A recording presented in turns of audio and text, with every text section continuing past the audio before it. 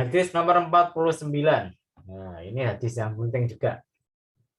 Adibu ngajari sapa sira kabeh auladakum ing anak-anak sira kabeh ala salasi khisolin ing atase telung perkara. Jadi kita dianjurkan untuk mengajarkan anak-anak kita itu 3 perkara. Punya hak kita dan kita pun punya hak kepada anak. Kadang-kadang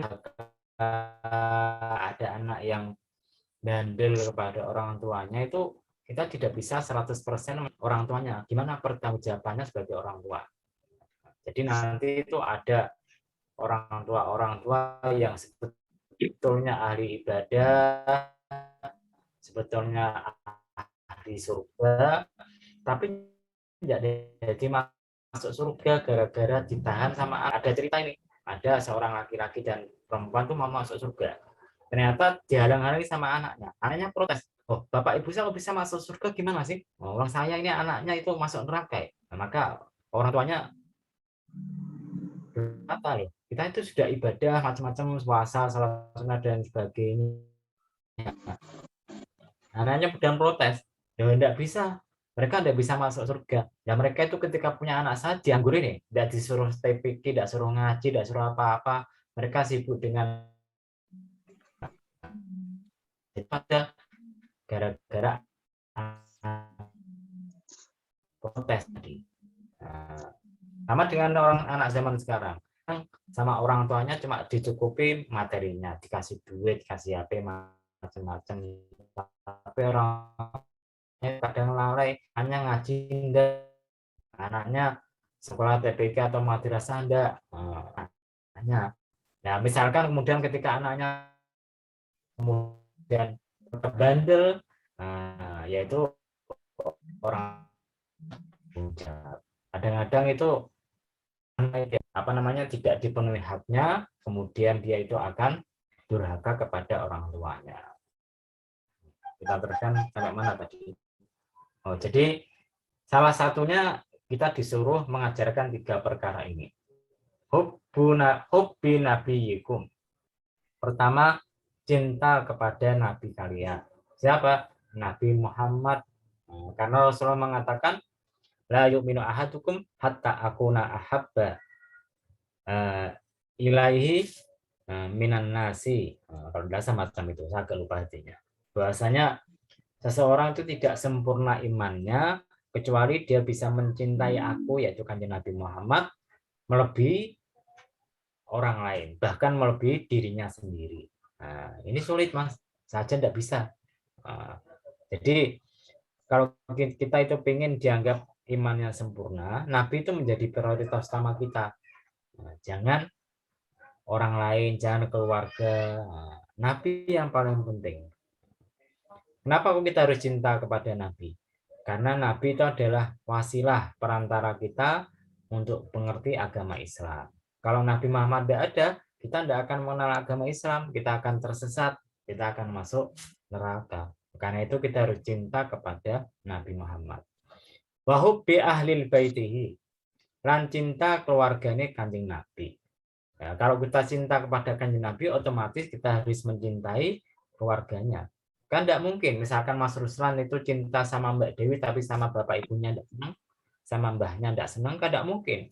Otomatis harus suka sama bapak ibunya Mbak Dewi, suka sama mbahnya Mbak Dewi, saudara-saudara Mbak Dewi. Ya, sama dengan itu. Kalau kita mengaku cinta kepada Kanjeng Nabi, ya harus cinta kepada keluarganya Kanjeng Nabi. Wa qiraatil Qur'ani, lan maca Al-Qur'an. Termasuk yang harus kita cintai itu adalah membaca Al-Quran. Jadi kalau kita perhatikan, dalam fikih itu seseorang anak itu diperintahkan untuk sholat usia 7 tahun. Kalau sudah 10 tahun tidak mau sholat, orang tua itu wajib memukul. Memukul. Tapi memukulnya itu ghairu mubarrihin, tidak sampai menimbulkan bekas. Yang kedua, memukulnya tidak boleh di wajah, di tangan, atau kaki yang tampak.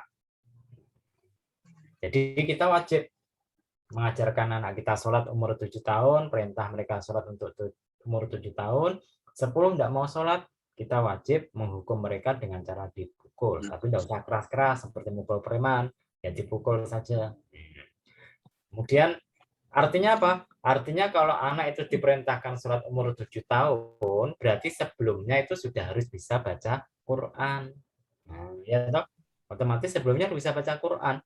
Masa sholat 7 tahun tidak bisa baca Quran? Nah, karena itu kita diajarkan mendidik anak itu supaya sedini mungkin itu belajar Al-Quran. Ya kalau sudah umur 3 tahun, punya anak umur 3 tahun sebaiknya ya diajari sendiri atau diajarkan kepada orang lain. Nanti kalau 5 tahun insya Allah sudah bisa baca Quran. Anak saya sendiri itu umurnya sekarang 3 tahun. Tak paksa ngaji. Saya dan istri saya memaksa anak saya ngaji. Tidak mau nangis ya tetap dipaksa. Jadi alhamdulillah setengah tahun tuh baru sampai dah. Baru sampai dah. Abatasa alif ba ta sa jim dal. Baru dah. Itu setengah tahun. Tapi yang penting kan anaknya mau ngaji terus. Kan gitu kan. Kenapa kok itu? Karena kewajiban orang tua. Kadang orang tua itu anaknya tidak ngaji, tidak TPQ, tidak madin, biasa saja. Anaknya tidak sekolah, marahnya bukan main. Ya toh? Oh, itu kebalik sebetulnya. Kalau anak tidak sekolah, misalkan, ya marah sih wajar. Tapi kalau anaknya tidak mau ngaji, tidak mau TPQ madin, kita tidak marah, ya itu tidak wajar. Harusnya kita lebih marah ketika mereka tidak mau ngaji, tidak mau ke madin dan TPQ. Kenapa kok semacam itu? Karena nanti yang bermanfaat nanti ketika Anda sudah meninggal dunia itu ya kiriman doa mereka, kiriman bacaan Quran mereka, Fatihah mereka. Masa ada anak datang ke kuburan yang dikirimkan pelajaran biologi, fisika, matematika, ya pusing malaikat. Ya toh, barunya doa yang dikirimkan. Ya toh, barunya doa. Karena itu kalau dulu saya sering bincang-bincang sama Kiai Mahfud, salah satu penyesalan beliau yang paling dalam itu adalah tidak punya anak yang hafal Quran, tidak punya anak yang ahli agama. Kenapa kok semacam itu? Karena Kiai Mahfud itu orangnya demokratis. Saking demokratisnya, anaknya pengen sekolah apa saja dituruti. Kamu pengen apa sekolah? Tidak dipaksa untuk ngaji, tidak dipaksa untuk hafal Quran atau bisa baca kitab kuning. Akhirnya sekarang kitabnya nganggur ya, tidak ada yang baca. Anaknya tidak ada yang bisa. Itu ini adalah penyesalan Kiai Mahfud yang paling dalam itu. Dan ikut penelitian para ulama. Kenapa? Sebab dia besar kok kadang-kadang anaknya tidak bisa agama, tidak pinter agama, karena istrinya itu berbisnis. Biasanya semacam itu. Kalau ada seorang kiai istrinya pinter bisnis, rata-rata anaknya tidak jadi orang alim. Contoh siapa lagi? Contoh kiai yang ada di Mekah, Syekh Yasin Padangi. Syekh Yasin Padangi itu walim. Bahkan dia itu adalah punjernya sanad di Mekah saat itu. Orang pengen ngaji kitab apa saja kepada Kiai Syekh Yasin Padangi itu bisa, ada sanadnya. Tapi anak-anaknya, putranya itu tidak ada yang alim. Kenapa gue semacam itu? Oh, karena istrinya itu pengusaha. Nah, semacam Kiai Mahfud. Kiai Mahfud kenapa kok anak-anaknya juga ada yang alim, tidak ada yang pintar kitab dan sebagainya? Karena punya Mahfud itu kan juga punya pabrik roti, punya minimarket. Oh, maka kalau pingin anak itu harusnya punya istri yang nggak punya penggawean ya diopainnya anaknya disuruh ngaji, disuruh belajar apa gitu. Gitu.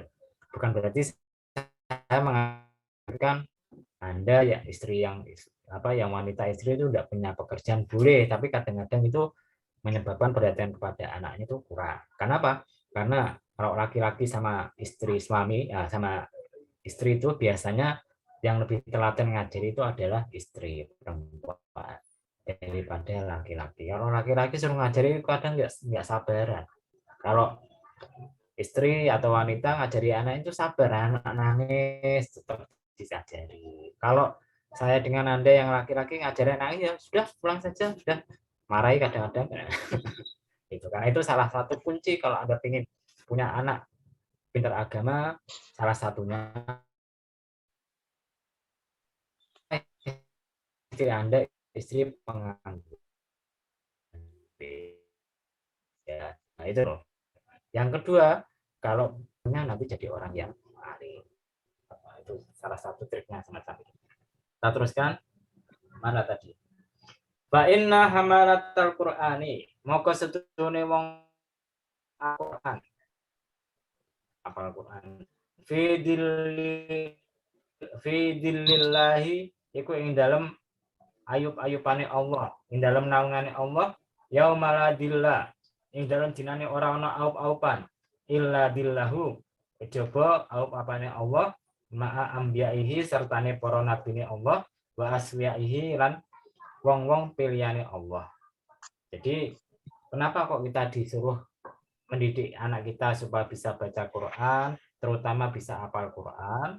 Karena nanti ketika di hari kiamat, ketika matahari didekatkan kepada diri kita, nanti kan di hari kiamat itu matahari didekatkan kepada orang-orang di padang mahsyar. Padang mahsyar itu padang yang lurus, tidak ada lekungannya, tidak ada tanjakannya. Jadi semua orang itu akan berdiri sana dalam keadaan bukil, tidak pakai apa-apa kecuali para orang yang mati syahid. Orang yang mati syahid itu nanti ketika di hari kiamat itu bangkit pakai pakaian mereka saat berperang. Nah, selain itu dia tidak pakai apa-apa. Terus gimana? Apa mereka kita kemudian saling lirik-lirian? Ya tidak bisa. Kita itu semuanya sibuk, bingung dengan kondisi kita. Sehingga tidak ada namanya orang lirik kanan kiri, bingung cari pertolongan. Nah, ya. Kemudian ketika matahari sudah dekat banget kepada kita, maka tiap orang itu akan berkeringat. Nah, banyak sedikitnya keringat itu tergantung dari amalnya. Kalau orang soleh atau rajin ahli agama mengamalkan ilmunya, nanti keringatnya sedikit, mungkin sampai mata kaki. Nah, kalau orangnya tidak soleh, ya setengah soleh, kadang enggak, nanti bisa-bisa sampai kaki, sampai perut.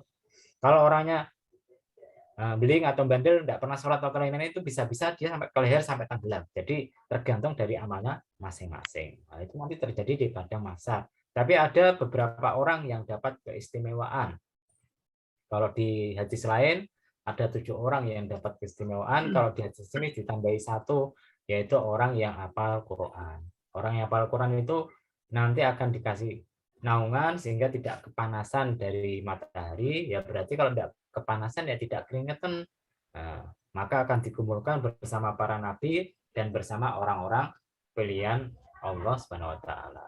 Rawahu wa ta'ala sapa ad-Dailani, sapa Imam ad-Dailani an Aliyin saking sahabat Ali. Cuma hadisnya ini hadis doif. Ada 2 rawi yang kira-kira dianggap lemah oleh para ahli hadis. Ad